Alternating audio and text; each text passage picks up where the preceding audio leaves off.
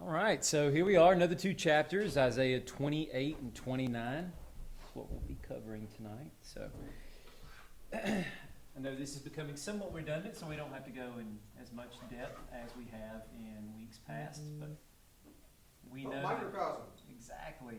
Yeah, sorry. Isaiah chapters 1 through 12 are that microcosm that we've been speaking about that helps us kind of use it as something of an interpretive guide for many different points in the Isaiah scroll. And as I was reading from one commentator over the last couple days, the first 5 chapters really have some very strong points of parallel, especially the 5th chapter with some of what we'll be talking about tonight, as it kind of did last week when we were dissecting chapter 26 and the Song of the Vineyard, the New Vineyard, that being somewhat of an antithetical picture of destruction of the vineyard that is Israel in the 5th chapter. But because there are several points of principle in these first 5 chapters that Isaiah is speaking about with respect to far greater topics than just what's going on geographically in the region of Judah and Jerusalem, it sets us up with a precedent of how we will view many other chapters that come in this book in which the same kind of tactic is being employed. And we'll get into that a little bit tonight. Again, it's happened in several other places. I might have just called it out for what it is. And then, of course, when we move beyond this to the next section, 13 through 27. 6 nations. And the other 6 nations. Yes, that's right. 6 nations and 6 nations. 13 through, is it 20? I don't know why my brain is... 23. Yeah, that's right. I don't know why my brain keeps wanting to go to 20. Yep. There it is. Gotta help me. That's right. Good check on learning for you guys.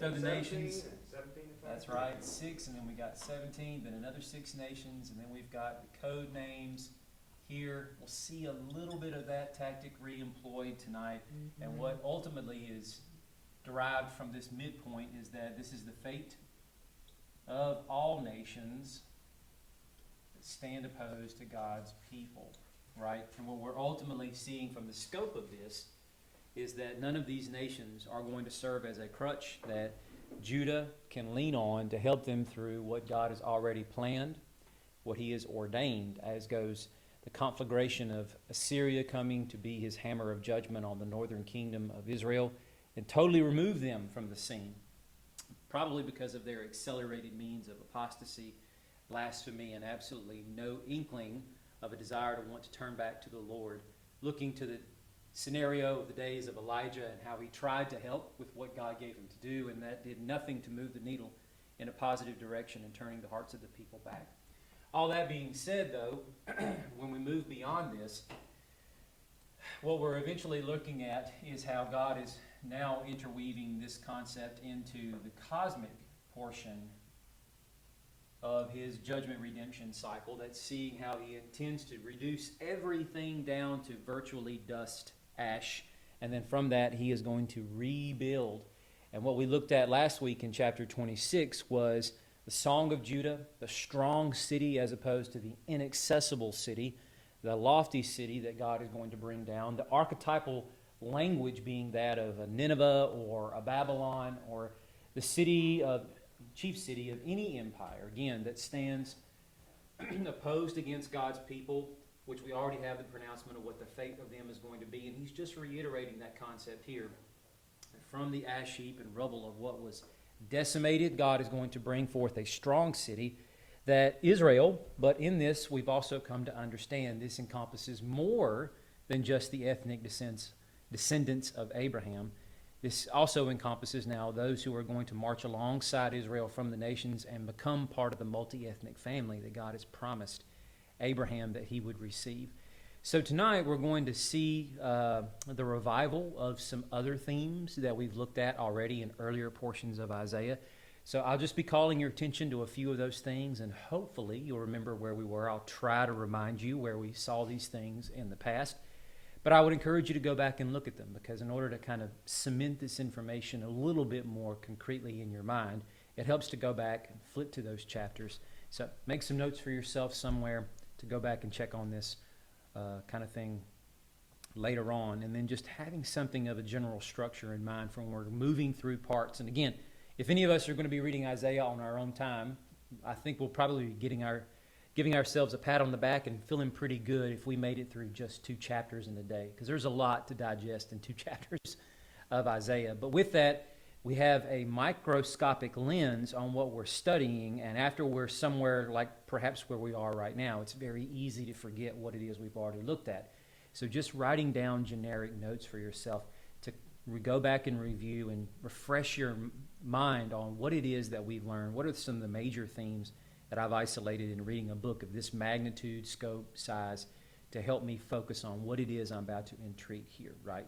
All right, so with that in mind, let's jump on into chapter 28. We will read together the first 6 verses. With the understanding throughout all of these slides, and I've got a total of, I think, 12. So if you're counting them as we go, then you'll see the light as we approach the end of the tunnel. But with every one of these slides, what I think perhaps fits neatly with respect to describing this is what is wise, and notice the quotation marks, will become foolish, and what is foolish will be manifestly made wise. All right. So, of course, we have a subheading there, but I would encourage you, as we have in many different instances where there are place names included in those subheadings, let's just treat it like it's not there. You could ask the question, then why do you include it? Because I want you to get in the visual habit of ignoring it. So if it's up on the screen and I tell you to ignore it, then I think that it helps you better to understand, oh, that's there, I need to ignore it. All right. Woe to the majestic crown of Ephraim's drunkards, and to the fading flower of its beautiful splendor, which is on the summit above the rich valley. Woe to those overcome with wine. Look, the Lord has a strong and a mighty one, with a devastating, or like a devastating hailstorm, like a storm with strong flooding water. He will bring it across the land with his hand. The majestic crown of Ephraim's drunkards will be trampled underfoot. The fading flower of his beautiful splendor, which is on the summit above the rich valley, will be like a ripe fig before the summer harvest. Whoever sees it will swallow it while it is still in his hand. On that day, the Lord of armies will become a crown of beauty and a diadem of splendor to the remnant of his people, a spirit of justice to the one who sits in judgment, and strength to those who repel attacks at the city gate. No, I read it quickly. If your eyes were following along on your screen or page, were there any words that jumped off the page to you that showed up more than once in these 6 short poetic verses? Drunkards of Ephraim. So we've got drunkards, okay. So that's probably a nice little punch in the face to them, poignant statement. We got some woes, more than one of those. Good. Any other images? Wreaths or crowns? Good, good. I'm glad that you're picking up on these things, because they are meant to connect us from one verse to another and show us the flow of thought and how one thing can rapidly invert to a totally different picture. That's what we're going to be exploring here. So first we see 2 woes. We've already seen this in chapter 5, where there were 6 woes, and they were divided up into 2 and then 4, and in between those woes there were a series of therefore statements. So literary technique put in place to draw information together very tightly for us. Seeing that kind of tactic employed again, while we don't have as many in one particular chapter here, we will see this kind of tactic spread out with a series of 6 new woes given to us from 28 all the way to 30. So it will stretch out to next week's material as well. Having said that, it should trigger us to go back and appreciate what he was doing there, and why is he now.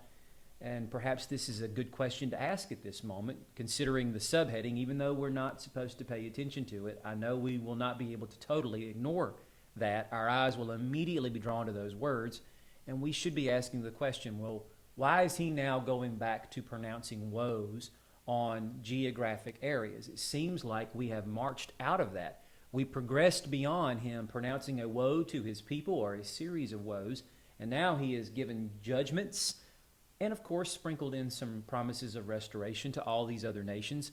But now it's like, instead of us moving from the microscopic to the telescopic lens, we're dialing back down to the microscopic.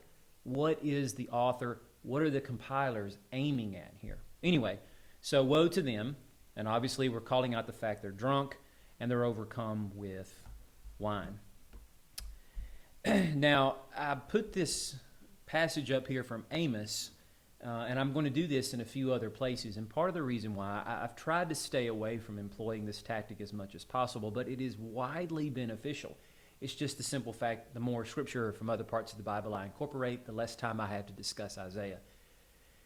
But given the circumstances of what we're talking about in this material, I think it is useful to look at some of Isaiah's contemporaries, namely Amos, Hosea, Micah.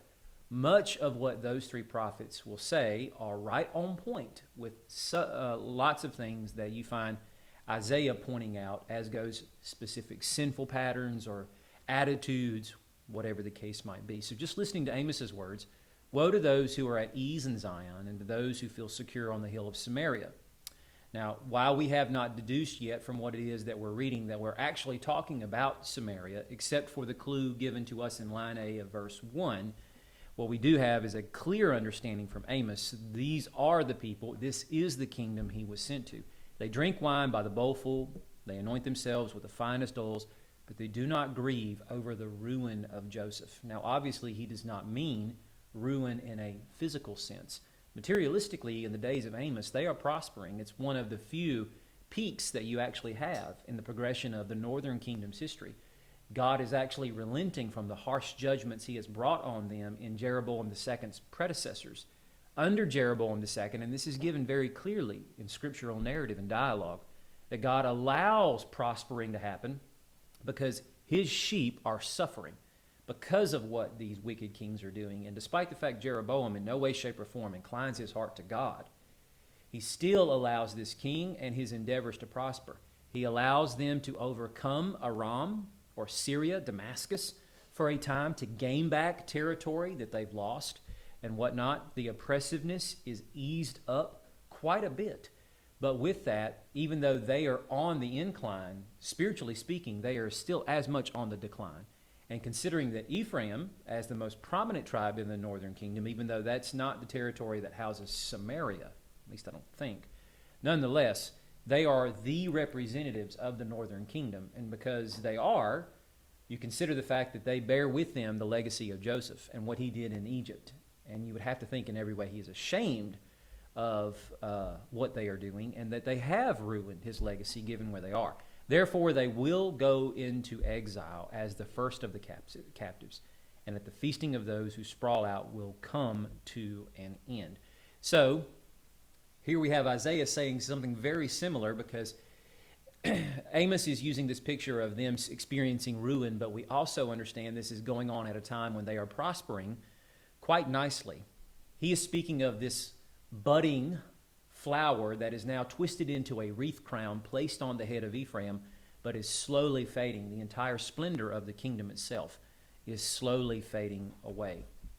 Then he goes on to say, verse 2, the Lord has a strong and mighty one. And then he gives this very decisive and devastating language as to how this strong and mighty one is going to come and bring judgment across the land.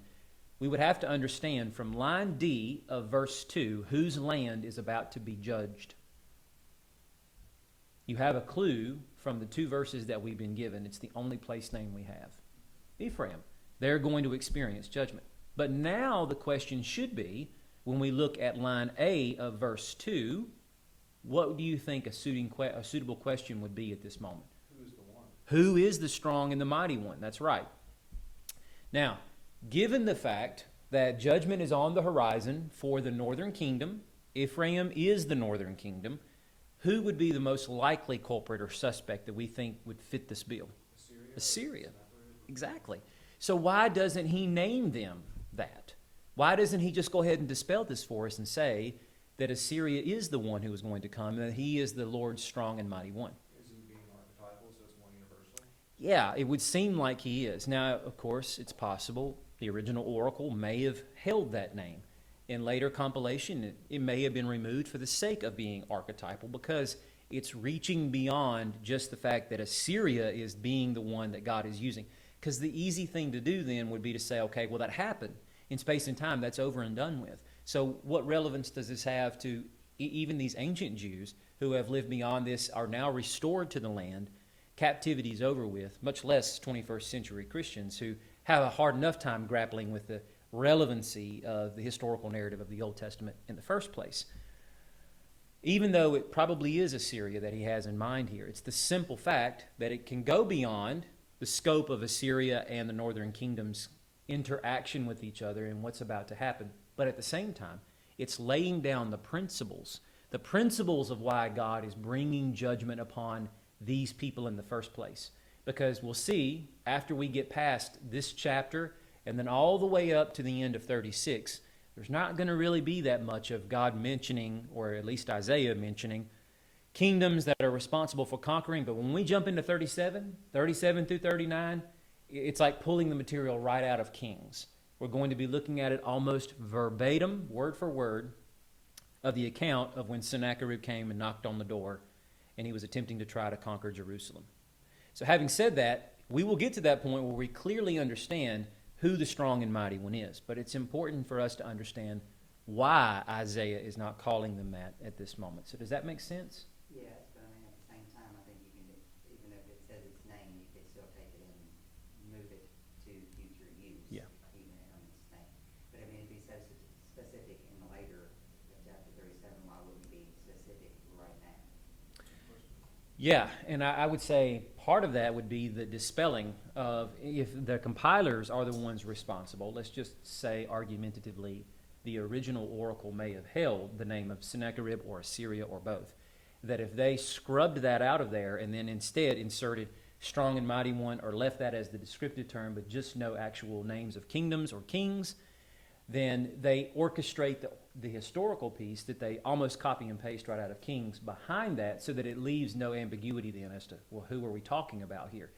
But again, first, let's just lay down the principles in mind of why is this happening, and making that the primary point of focus rather than, ooh, it's Assyria, and then that be the thing that seems to dominate the rest of this material. So in verse 4, he talks about them being like a ripe fig. But now it's using the sense of the imagination first, because as he continues to talk about their fading flower, of their beautiful splendor that's above the summit of the rich valley, it will be like a ripe fig, which of course down here in this particular geographic region, we have the nice opportunity to experience that ourselves firsthand. Fig trees all over the place.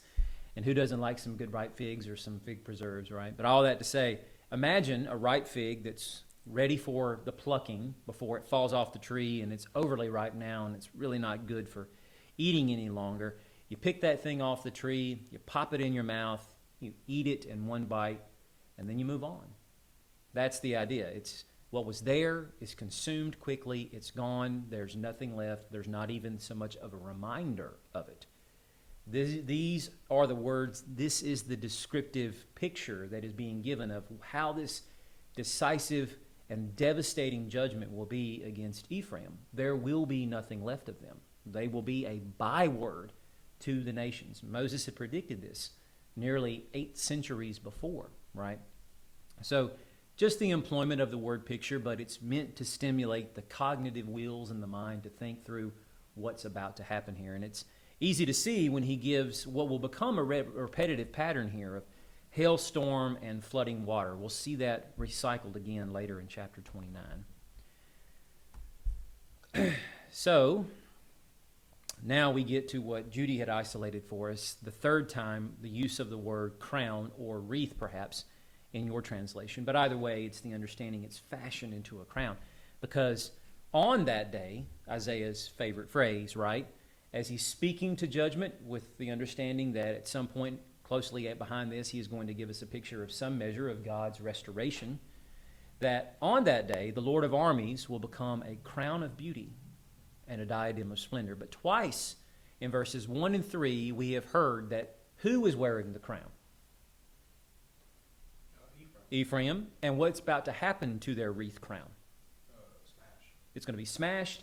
Its beauty first will fade, and then it's going to be taken off the head, smashed underfoot. And instead of them being exalted, as they have done in their own minds, much in the same way Assyria has, Babylon will later on, and many other kingdoms to follow, They have vaunted themselves in their own pride. Who is the one, though, that ultimately deserves all glory, and in spite of whoever may pretend to wear a crown, is the one who is rightfully always wearing the crown?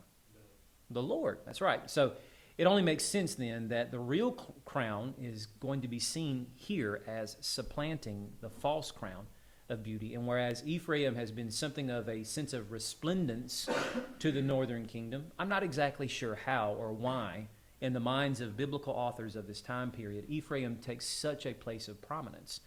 You know, we could argue it from a few different points of population or kings that may have come from there, whatever the case might be. But why exactly it is that Ephraim becomes synonymous with the capital city Samaria, such that you can exchange one name for the other to describe all 10 tribes that fall under the purview of this kingdom, is beyond my understanding. And I've never read anything that truly explains that in a way that's concise. But having said that, they are the pride of the nation itself. They are going to be supplanted, and the Lord will become their pride. Finally, for the first time, as goes Israel, a separate and distinct kingdom's own history. Because from the days of Jeroboam the first until Hoshea, he never has been. But that is what is promised for their future. And that promise is given to the target audience of the remnant of his people, which we understand from the words given by the Lord to Elijah, who is saying, I alone am left. What does the Lord say in response to that? And there already is one. There's 7,000 who have not bowed the knee to Baal, have not kissed him in that warm embrace yet. The ESV in verse 1-3 actually says the proud crown, but I cast it in a little bit of a different light too. It does. You're right. It actually does. And it adds a deeper sense of meaning to this, what I think is already laying under the text that's meaning to come out. And it's, I suppose, a good thing that the translators are helping us understand what perhaps is really behind the words in Hebrew that we're not really getting. Verse 6, a spirit of justice to the one who sits in judgment, strength to the one who repels attacks at the city gate. Breaking this down, we understand, recalling the promise of chapter 1, which I know was many weeks ago, many chapters ago. I would imagine there's probably anything in that chapter that readily stands out to you other than the image of the bruised and diseased body that Isaiah uses to describe the kingdom of Judah and the city of Jerusalem. But remember, toward the end of that chapter, there is the first inclination by the prophet that God intends not to leave the diseased corpse in waiting, that is Jerusalem and Judah, in this state. God promises to redeem and restore, but it's going to come again at great cost to them before they finally get there. But part of that redemptive promise in verse 26 is restoring your judges to what they were at first. Then the city, which was laughably called by the Lord a righteous city because they vaunt themselves as such, but they're not. They are anything other than the righteous city. And we understand, etymologically speaking, that's what Jerusalem in and of itself is supposed to be, the city of peace, once ruled over by the king of righteousness, Melchizedek, the first time it's ever introduced to us in Scripture. Having said that, though, when God is done with them, they will be accurately called a righteous city. Now, another thing that's going to come up in this, between these two chapters we're discussing tonight, is this concept of justice, judgment, and those who wield it. And we need to be mindful that based off biblical precedent up until this point, those who are responsible for judgment that God has sanctioned as such are not really magistrates that are appointed by the king. That's not to say that they cannot be employed as such, but the only ones that God has actually isolated as having this role and responsibility, once these people get out of the wilderness, there's really not the need anymore for the construct that Moses had set up, as goes people who are going to be commanders of companies of 50, hundreds, thousands, and then eventually it gets up to him to manage these complaints or legal issues or whatever the case might be. When they finally start settling the land of Canaan, then priests will serve in this capacity. And the high priest in Jerusalem, or wherever God would choose to hang his name for the time being, would be the one who would sit atop that pyramid in Moses' seat. And he would be the one that they would come and bring these issues to. And finally, when a king is set alongside the high priest, They share that power. It's not the king who rules in judgment all by himself. That should be the understanding of what has played out up until this point. So that's important because we'll see what has happened thus far of the priests that are living in this geographic region. Now, I'm sorry, go ahead. No, just a cool, like, three parallels in verses 5 and 6.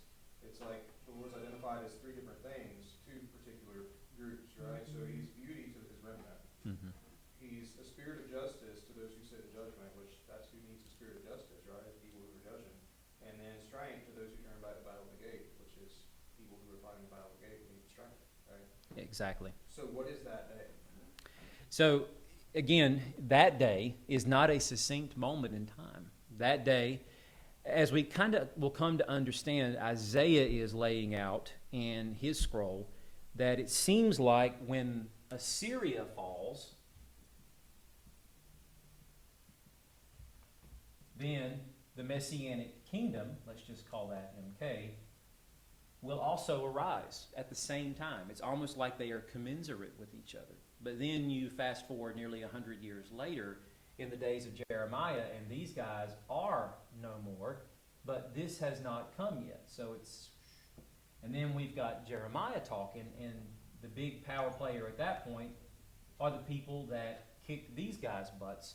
And then he's talking about, as goes Daniel, who's also in exile as well, and namely Daniel, who gives us a much clearer picture of this, that when Babylon falls, then the Messianic kingdom is going to come. But then Daniel also clarifies that it will not be with the fall of Babylon, but as the Colossus image goes, other kingdoms that will supersede them. And then finally one kingdom will come in which it ends the progression of these empires, and when that stone crushes the Colossus and grows to this mountain that fills the whole earth, that brings with it the Messianic kingdom. But the point I make in this, in the sharing of this, is that it's almost like Jeremiah, Daniel is following Isaiah's formula and speaking about the fall of these empires, and with it comes the rise of the Messianic kingdom. But as history plays out, we realize after we left Isaiah here, this did not quite happen when we transitioned from Assyria to Babylon. The Messianic kingdom, in the sense of the Davidic descendant, the one of Isaiah 11 who was going to come and be the banner for the nations and the dispersed of the houses of Judah and Israel, has not yet brought them back to himself. So we're still waiting on that. Then we migrate into this. And as we evolve into this, we're still wondering, when's that going to happen? We get a clearer picture, a more detailed analysis of that. That's going to be centuries in the making. All that to say, when is that day? That day, in some sense, has already come, but it's not yet fully gone. Because some of these things that Isaiah talked about happened here. Already, but not yet. Exactly. But then it spills over into this as well. And more gets packed into that, because what was not quite laid out clearly by Isaiah, that these guys are going to take over these guys, it's hinted at with the amount of coverage that's given to Babylon, who is not the big kid in the schoolyard at the moment. They're the next biggest kid that's at odds with Assyria, never really teaming up with them, and always trying to challenge them. But again, in Jeremiah's day, that's totally inverted, and Assyria really is no more. So it's an archetypal, like the empire. Yes, in a sense. And what we also get with that, too, is a clear vindication of Isaiah's words, that when he is speaking about on that day when Assyria is no more, it's understandable in the days of Nabopolassar, Nebuchadnezzar II's father, that these words were intended to be understood as truthful. You know, they did happen in this way, and they were decimated as a kingdom. But with that, the easy human expectation would be, then next comes the Messianic kingdom. But not yet, right? So in some ways, some of these things, as goes that day, we are still living in the tension of the now and the not yet, and we haven't seen them in the fullest fruition of what they are supposed to be.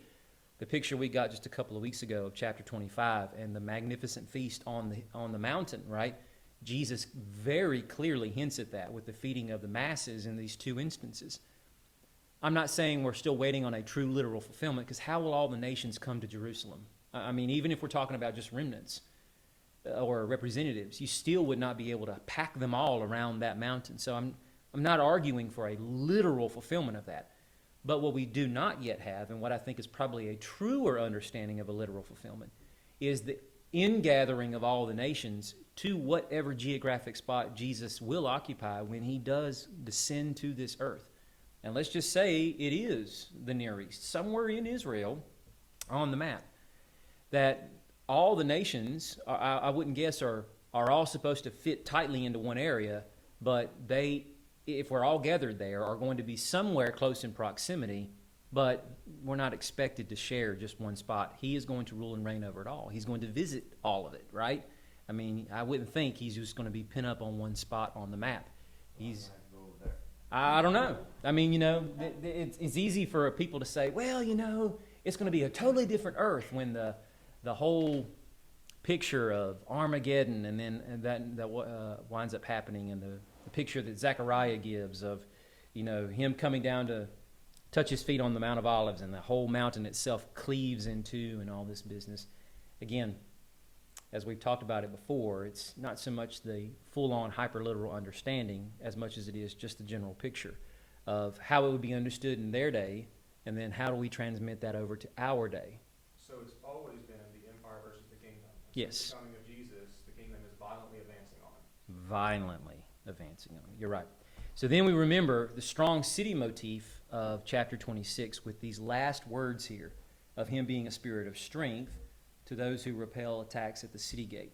Because as Aaron astutely pointed out, you know, those who are there defending the city gates would certainly need strength. I mean, they are the last line of defense at this point. But it's incumbent upon us to realize that not too distant to where we were or where we are now, just last week in chapter 26, we opened up with this picture of a strong city. So it's close enough in space in the scriptural layout to, I think, rightly assume that this connects to what opens up chapter 26, as goes the concept of repelling attacks at the city gate. Does that make sense? Okay. So verses 7 through 13. Even these stagger because of wine and stumble under the influence of beer. Priest and prophet stagger because of beer. They are confused by wine. They stumble because of beer. They are muddled in their visions. They stumble in their judgments. Indeed, all their tables are covered with vomit. There is no place without a stench. So, who is he trying to teach? Who is he trying to instruct? Infants just weaned from milk? Babies removed from the breast? Law after law, law after law, line after line and line after line, a little here, a little there. Now, I know what you're thinking at this point, right? It's like, man, his words are a little muddled at this point. He's jumping around from one image to the next. How do you make sense of this? Verse 11, for he will speak to this people with stammering speech and in a foreign language. He said to them, this is the place of rest. Let the weary rest. This is the place of repose. But they would not listen. The word of the Lord will come to them, law after law, law after law, line after line, line after line, a little here, a little there. So they go stumbling backward to be broken, trapped, and captured. So those who are staggering because of wine, in order for us to understand who we're looking at here, we need to go to line C. I don't know why. I'm sorry, it is line B. Understand that when the sentence itself is not fully completed on the first line, then line B will start with the next actual sentence. So he qualifies that as prophet and priest. They stagger because of beer. And the outcome of that is their confusion, their stumbling, they are muddled in their visions. So who is the one who has visions between prophet and priest? Who is the one that renders judgments? Priests. So even in that, they are muddled and they stumble in the deliverance of what is expected of them. Now, it has been, I think, rightly assumed by just about any scholar or commentator that I've ever peered into with respect to not only Isaiah's work, but others who treat the idea of prophets who are under the condemnation of the Lord, that these are court-appointed prophets, that these are not from the same group that we have arising in the days of Samuel, that play a more prominent role in the days of Elijah and Elisha, the school, or what is often referred to as sons of the prophets. Even Amos referring to that as still being operative in his day. He's like, I'm not a prophet, nor was I a son of a prophet, meaning this is not my legacy. I was a sheep herder. The Lord told me, go and prophesy.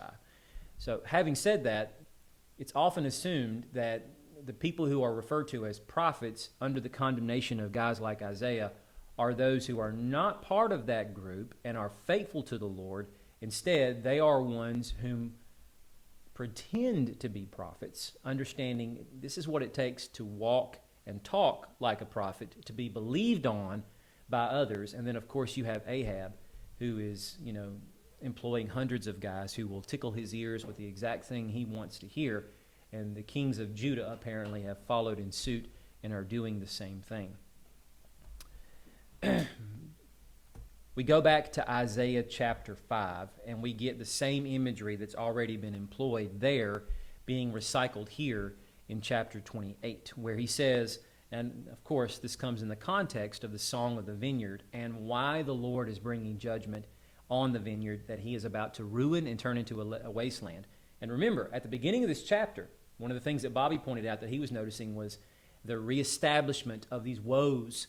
Again, chapter 5 is the first place we have this introduced to us. Verse 11, woe to those who rise early in the morning. What are they doing? They are pursuing beer that lingers on into the evening, and they are inflamed by wine. That little passage ends up with, they do not perceive the Lord's actions, and they don't see the work of his hands. Who would be responsible for being able to carry the message to the people of when they cannot understand the events for what they are and why things are happening as they are? Who is the one responsible for bringing that out into the open, exposing that to the light, and then explaining to them why these events are happening as they are? Prophets. So even though he doesn't call them out by name in chapter 5, he very clearly is here. And again, later on in chapter 5, woe to those who are, same thing, heroes at drinking wine, champions at pouring beer, who acquit the guilty for a bribe, deprive the innocent of justice. So they are rendering what? Judgments. And again, who's responsible for that? Priests. So he hasn't called them out by name in chapter 5, but he is recycling the concept here for the same purpose, but now calling them out to simply say, prophets and priests, muddled in their visions and judgments. Why? Because they're constantly inebriated.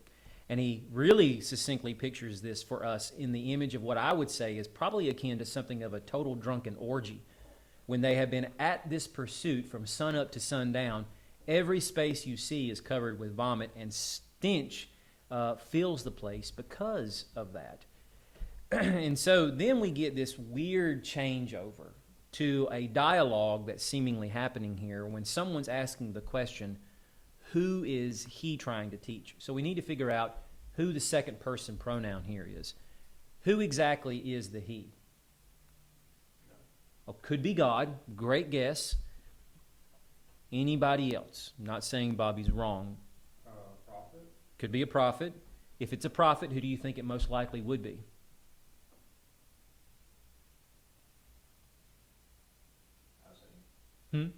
Isaiah, there we go.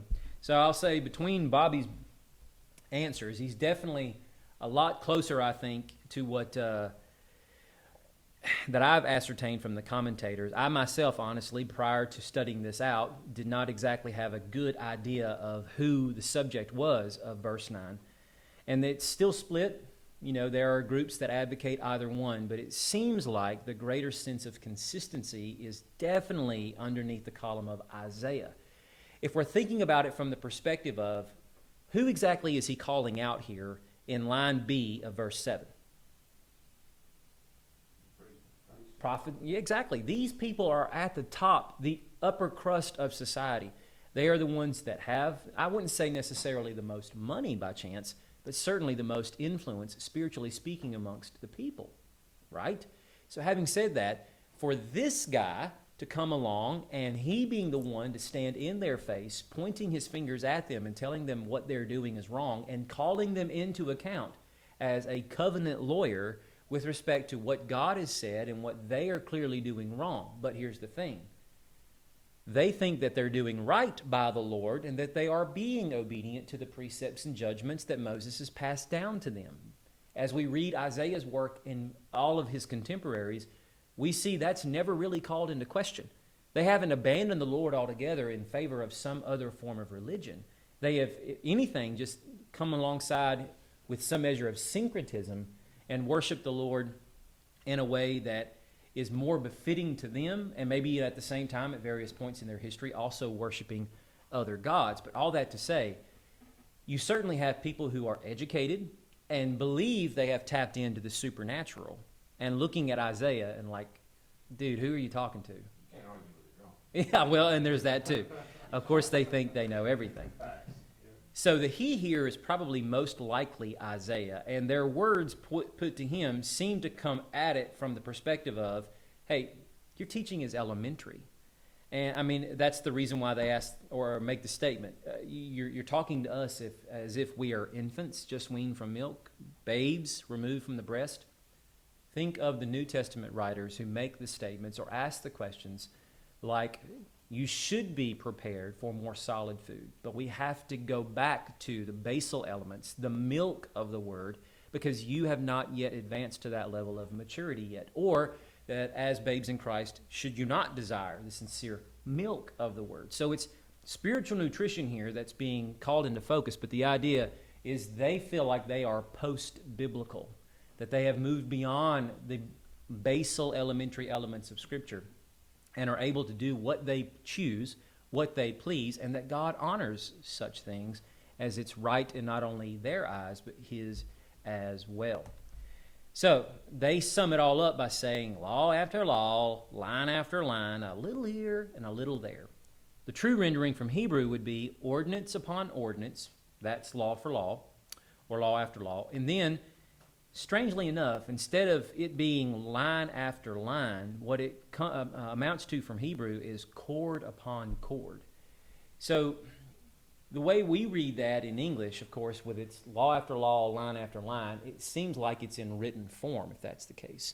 But in Hebrew, the true word picture would be cords of measurement, because as opposed to a standard tape measure that you can just whip out and pull and it retracts on its own, the modern inventions that we have that are so convenient to us, in order to have standard measurements, you have to make a true measurement first, and then you can reproduce that by what we would call jigs, right? You make a little thing so that you can repeat it again and again.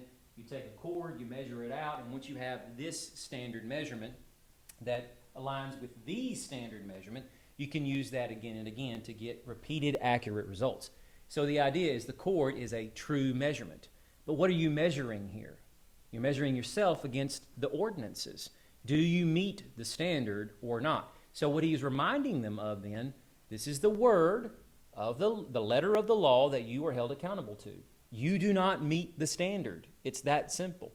And he has given it to them a little here and a little there, and they're tired of hearing it.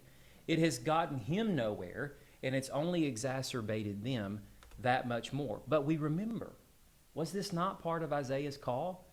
We go back to Isaiah chapter 6, and what was he told to do? To go to these people and do what? Tell them. Exactly. And then what's their response going to be? Go say to these people, keep listening, but don't understand. Keep looking, but don't perceive. It is just this simple. It's the simplicity of God's word, and you'll continue to gaze at it, but you will not understand the wisdom behind it. Why? Because your heart is not the Lord's, and He is not yours. So now he goes on to say he'll speak to these people with stammering speech and in a foreign language. Now, what does that kind of anticipate here? That if he's going to speak to them with foreign speech, that you would assume that who would be involved? Foreigners, right? So then our minds would almost immediately jump to what? If we're thinking about judgment coming upon the northern kingdom, Assyria, we're thinking then that this perhaps might be what's being referred to here. But I think what is perhaps the more accurate way of looking at this is, and I'm appreciative now a little bit more so of how Paul uses this very reference in 1 Corinthians chapter 14, that great chapter where he's going on this diatribe about the use of tongues, right? And then he gives the very clear and simple scenario of, so if I'm an unbeliever and I come in and listen to all you people muddle on as you are, what would I think? You're crazy. You know, and then he refers to this verse and he almost quotes it verbatim and saying, to these people I will speak to them in a foreign language, and they still will not believe me. He's, of course, coming from the Septuagint when he says that. But in the context of how Paul is using that, he is saying your speech would be unintelligible to a foreigner who has no idea what you're saying. And what would they gain from that? So now, Isaiah, if what we're understanding here is somewhat making sense, he's come to them with the simple, instructive words of the Lord. He has not added to it in any way, shape, or form more than what Moses has already laid down. He is just reminding them of what it is they are being held accountable to. But now, what does it seem like to them? Because it's so foreign to them in the sense that they do not hold themselves to these standards. They do not, with open and sincere hearts, truly desire to be obedient servants to the Lord as he is reintroducing the law to them. Not to say they haven't heard it in a while, but as he's bringing it back to their purview, what does it sound like to them? Foreign speech, exactly right. It's like Greek to me. And so because of that, he goes on to say, the Lord has simply said, this is the place, the land I have given you, the land of your inheritance. It was meant to always be the place of rest. So the weary would come to rest here. This is the place of repose. But that means it's the place of rest for not just you, but the nations to come into as well. That comes with an expected mandate and a measure of compliance on your part. That is what has been preached to them from the days of Moses. You're going to that land, and this is what God is going to give you and what is expected. But clearly, the indictment, they've not listened. And so, the word of the Lord will continue to come to them in this same fashion. Law after law, chord after chord, little here, little there, and what will their measured response be? They'll continue to stumble backwards, and eventually they will be broken and trapped and captured. So he repeats the very essence of verse 10 to say God is not changing or altering his plan in any way. And as was already predicted to Isaiah, as much as it was to Moses, that Pharaoh's heart would be hardened, these people are not going to listen. And it goes back to what is said in chapter 8, when Isaiah in verse 14 predicts that God is going to be a sanctuary to his people, a rock of testing. But what will this testing reveal? That many will stumble over these words. They will fall, they will be broken, and they will be snared and captured. So he's just repeating the idea again. Any questions so far over what we've touched on? Verses 14 through 18. So therefore, hear the word of the Lord, you scoffers who rule these people in Jerusalem. So what has just happened? In verse 1 of this chapter, who are we talking about?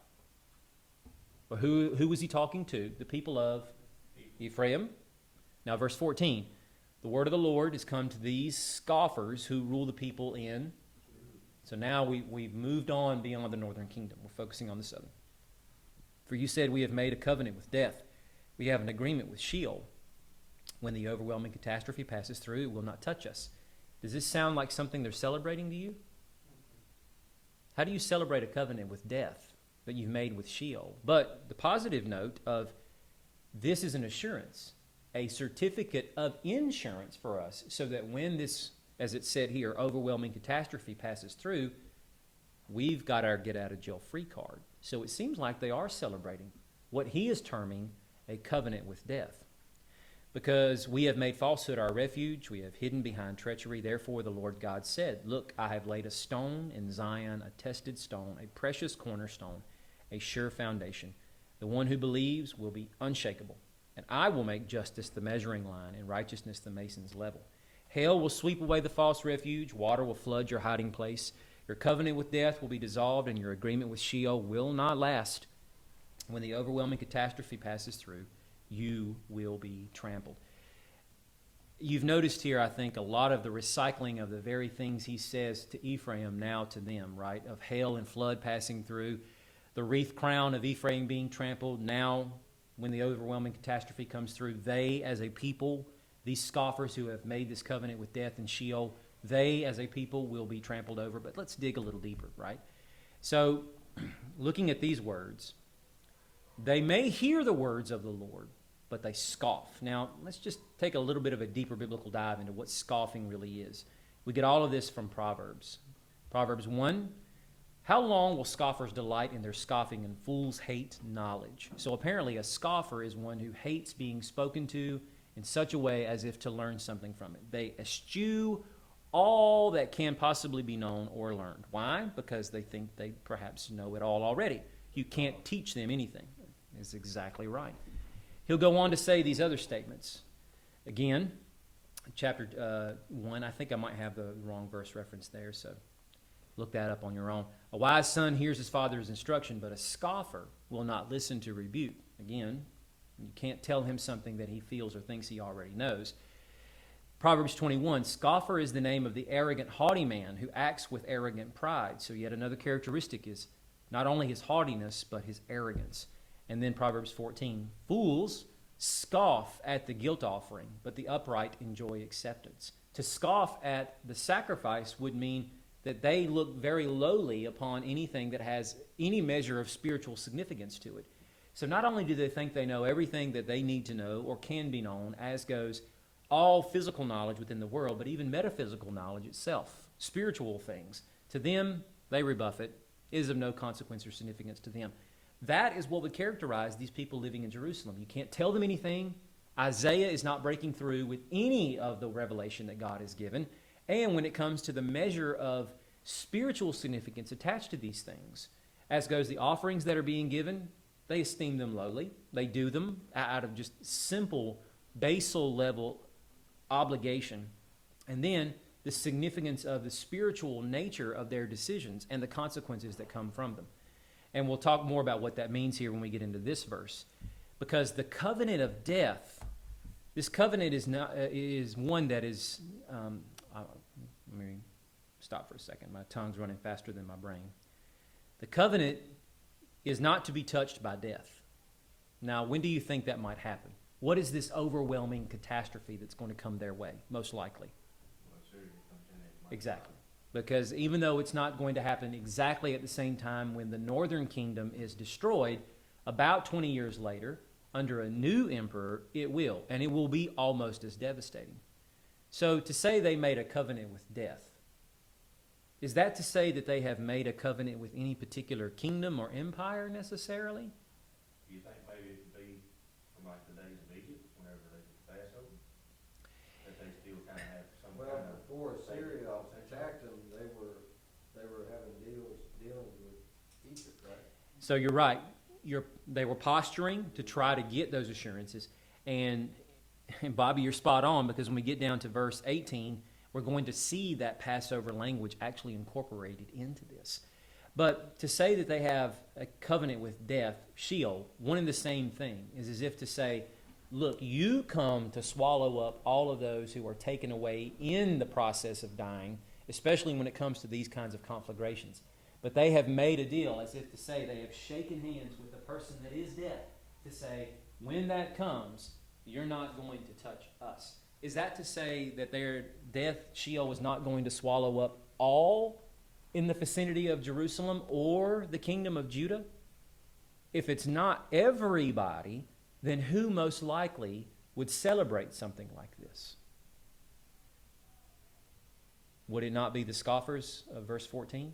In other words, when we look at our own geopolitical situation with respect to the United States and those who are in charge on Capitol Hill, and we wonder sometimes about the decisions that they make, knowing that this would come with grave consequences and it could endanger the lives of millions of Americans. When we ask or call their sense of patriotism into question, what is often the most easiest or simplest explanation as to why they would do such a thing, knowing that it may endanger the lives of millions of other Americans? Because to them, we're expendable. And for them, as long as they survive, at the end of the day, as long as they still are in charge, as long as they still have that measure of power, at what cost it comes at is payable to them. It does not matter who else's lives it affects, as long as they, in the end, are still in charge.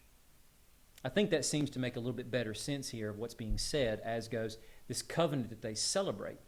But moving beyond that, here God is saying that he has laid a stone in Zion. Now, it's possible this could be a direct reference back to what I just referenced earlier in chapter 8, when God says that he'll be a sanctuary for the two houses of Israel, but a stone to stumble over, a rock to trip over. So, of course, this is a direct New Testament reference to Jesus as Messiah, right? And, of course, with that, we come to understand from Paul's work in Ephesians that he is the cornerstone of the foundation from which the church is built upon. But we're not looking at this in an organizational sense. It's the simple idea of God's wisdom that has been touted very clearly by his prophet and is being scoffed at by those who will not do anything whatsoever to submit themselves to the yoke of God's authority. Instead, they think they've got it all figured out and their schemes are going to work out for them in the end. But what is the promise of what this stone will do? If it is indeed a reference to chapter 8, verse 14, then you know everyone will be tested against it. Many will fall. Many will stumble. Many will be captured, snared, and by virtue of that, it will not end well for them. While this stone is spoken of here with glowing terms, because it is indeed of divine nature and origin, it's not a good thing for those who become the victims of it in chapter 8, but it's a beautiful thing for what is being said here in verse 16 of this chapter. Why? Because the one who believes will be unshakable.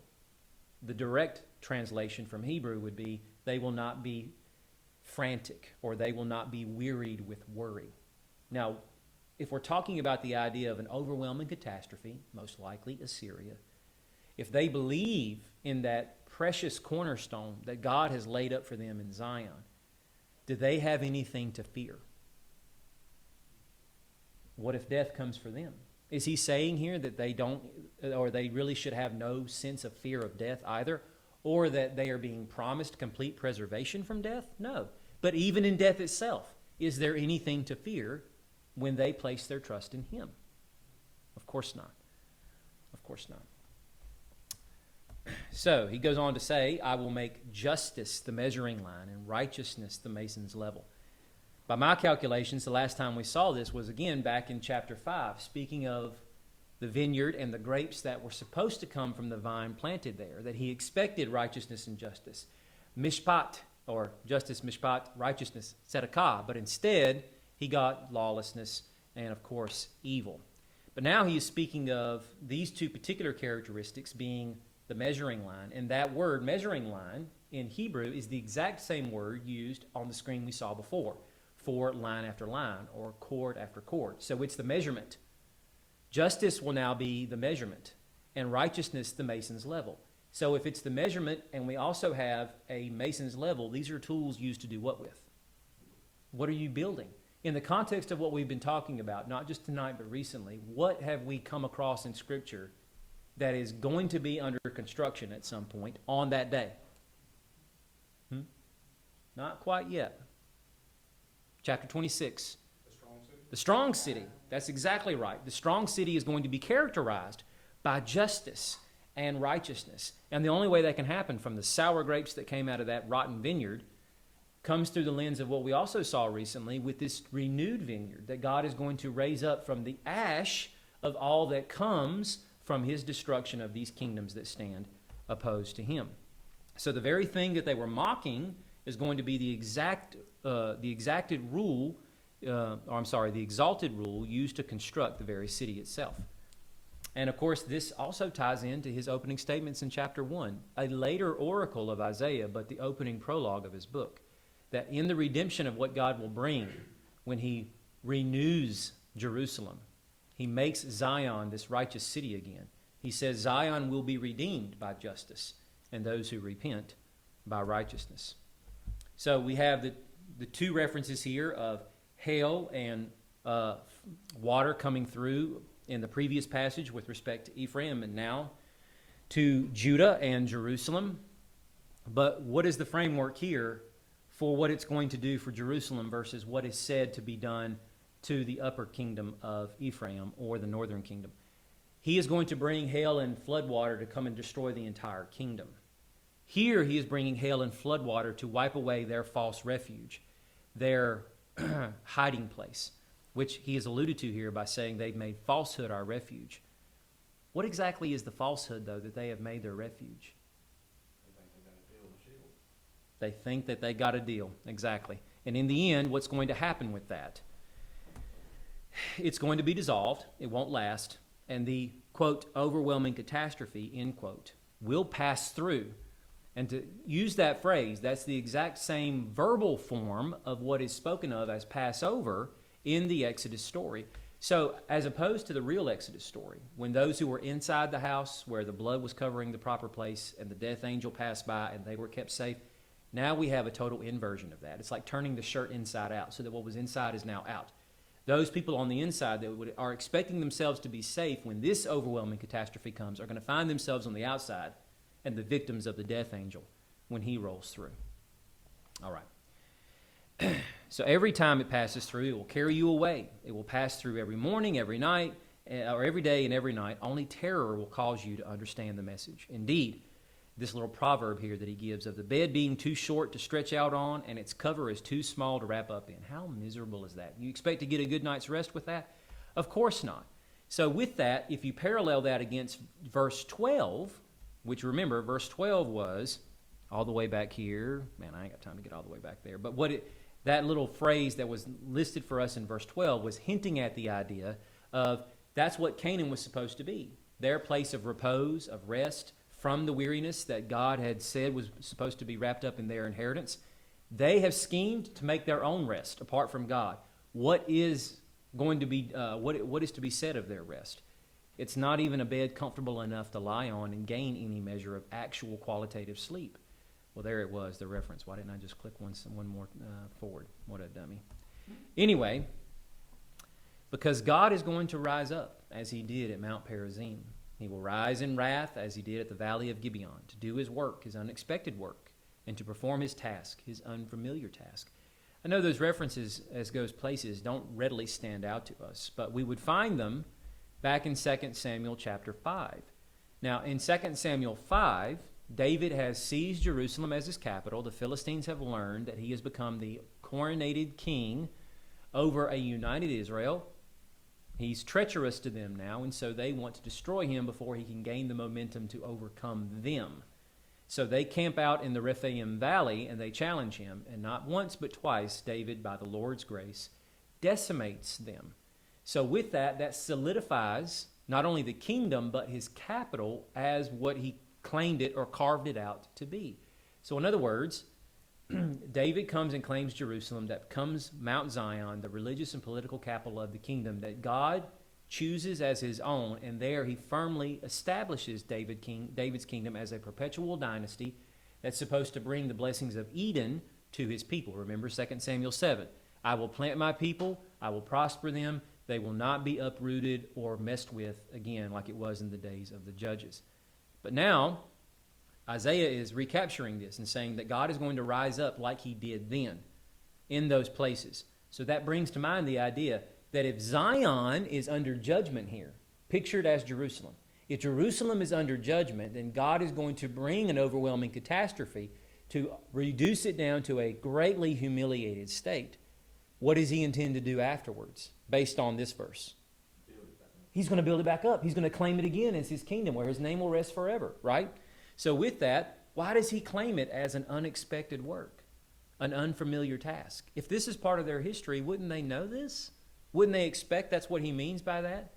Go back to the idea of, I will speak to these people with the language and lips of foreigners.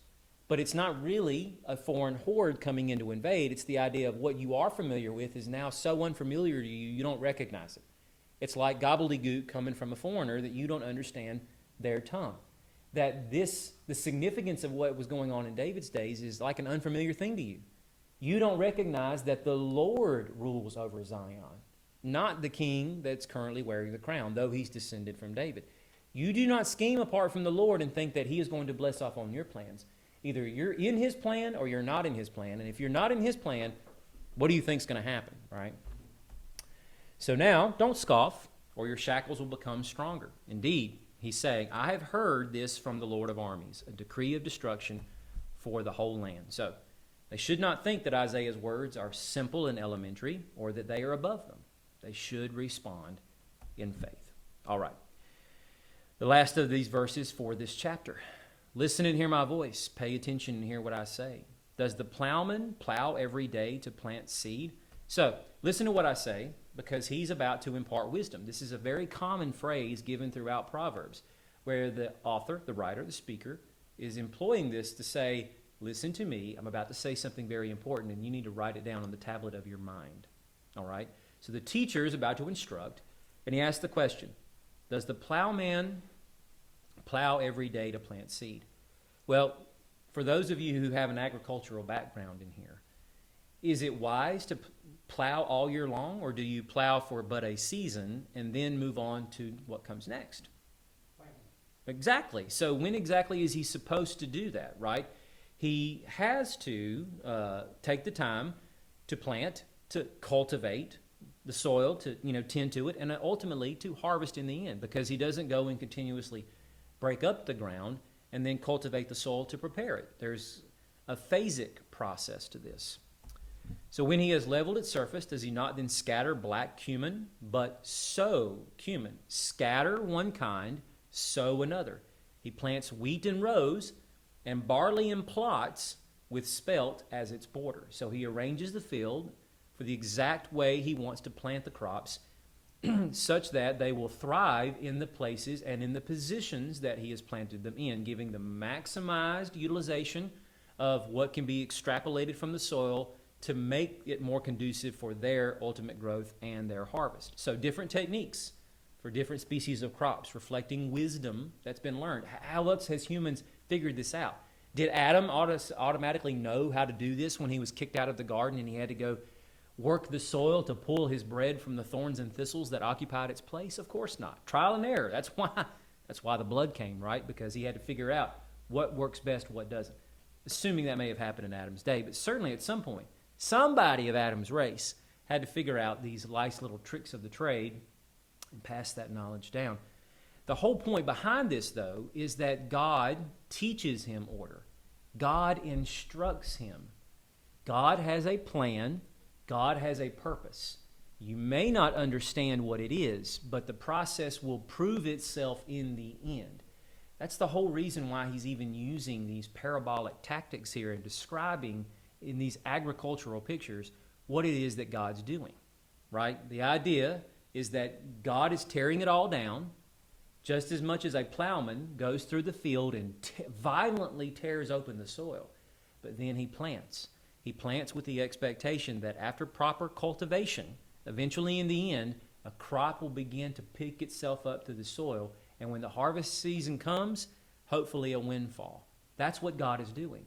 He is working now to systematically tear up the soil. He will plant a new crop, and from it, he will ultimately harvest what he intends to gain. So then he goes on to talk about how black cumin is not threshed with a threshing board. A cartwheel is not rolled over the regular cumin. Black cumin has to be beaten out with a stick, but cumin with a rod. Bread grain is crushed, but you don't continuously thresh it endlessly. And through the wheel of the farmer's cart, or though the wheel of the farmer's cart rumbles, his horses do not crush it. All that to say, there are different means by which to harvest the crop to ensure that what is harvested is actually good to be used and not destroyed in the process. So how does this speak to God's measure of judgment that he seeks to bring on Jerusalem? It's going to be a different judgment for different types of people. Right. He's going to completely annihilate the northern kingdom and destroy them and take them off into captivity, but he's going to leave Judah behind. He's going to severely weaken them. But there's a chance with other righteous kings to come that he might build them back up. That happens in the days of Hezekiah, but we haven't got to Josiah yet, right? So with that in mind, there is the hope that God is not done with him yet and that he is still working to reform, rebuild, and eventually he will get, in whatever way it comes about and by whatever means he chooses to use, he will get what he signed up for. There's nothing and no one and no process that's going to rob him of that. In some ways, this alludes back to chapter 4 when the promise came that on that day the branch of the Lord will be beautiful, he will be glorious, the fruit of the land will be the pride and the glory of Israel's survivors. So even back then, though that probably too is a later oracle, may have even come around the time this one was being spoken, a messianic promise attached to the understanding that the branch is going to be the one responsible for not only this beautification, but this plowing up, planting, cultivating, and ultimately harvesting process. So any questions on chapter 28? We're not gonna make it. That's true. We would be pushing it, but we do have a little bit of time. So this chapter is not quite as involved. Do you guys want to go through it now, or do you just want to postpone this for another week?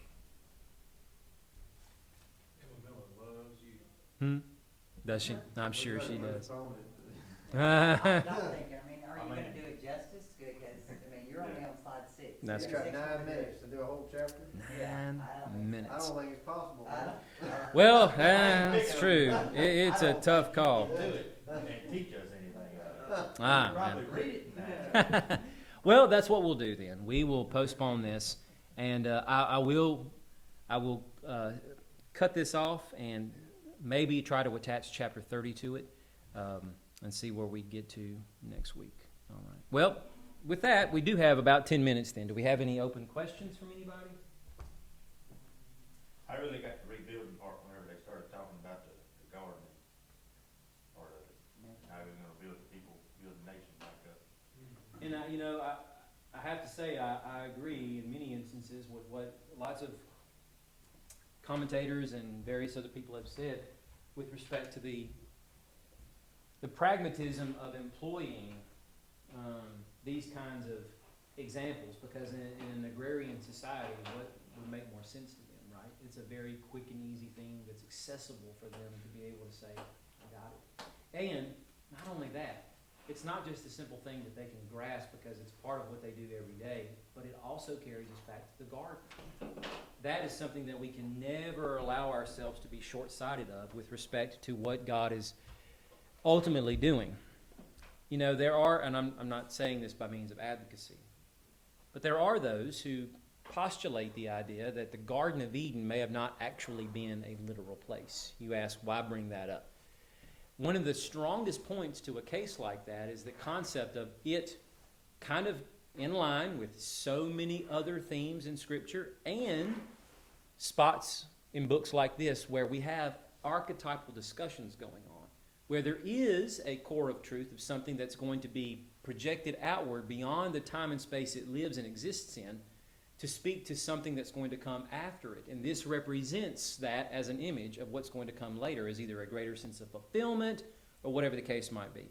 And in some ways, whether literal or not, and certainly I believe the garden was literal, but whether literal or not, it does carry with it those archetypal images, because we see that being what God is using to recycle this concept again and again and again of what he ultimately is driving human history to as its ultimate climax, and how we see the Scriptures fold in on the end on top of itself, closing out with God dwelling with humanity in a garden city, not a garden temple anymore, a garden city, where all humanity is going to come and experience the life-giving presence of God. So all that to say, anytime we're talking about these kinds of concepts of God planting, building, and whatever else, it's to get right back to the opening pages of Scripture, when God planted that archetypal, garden setting where he chose to dwell with man and manifest himself to man in such a way that man would appreciate what God was sharing with him and hopefully seek to not obligingly but sincerely walk with God with a true measure of earnestness, right? So if we're getting that, then it makes stuff like this just come alive all the more.